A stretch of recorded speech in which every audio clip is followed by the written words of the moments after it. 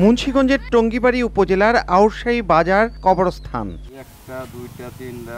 বৃহস্পতিবার সকালে বিভিন্ন কবর খোঁড়া অবস্থায় দেখতে পান স্থানীয়রা। পরে তারা দেখেন 9টি কবর থেকে কঙ্কাল চুরি করে নিয়ে গেছে চোর চক্র। মৃত মানুষের কবর থেকে কঙ্কাল চুরির ঘটনায় আতঙ্কিত এলাকাবাসী। 8-10টা কবর খুঁজে লাশ গিনে থেকে হাঁটি নেওয়া হয়েছে।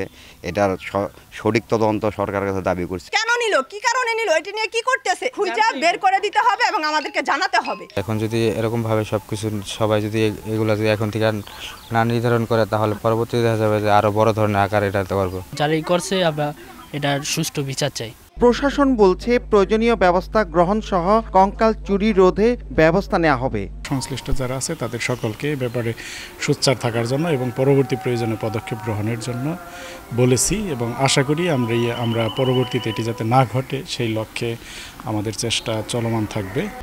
1, 2, 3 ঢাকায় জমি জিতে নিন 100% ক্যাশব্যাক সহ 20 কোটি টাকার পুরস্কার।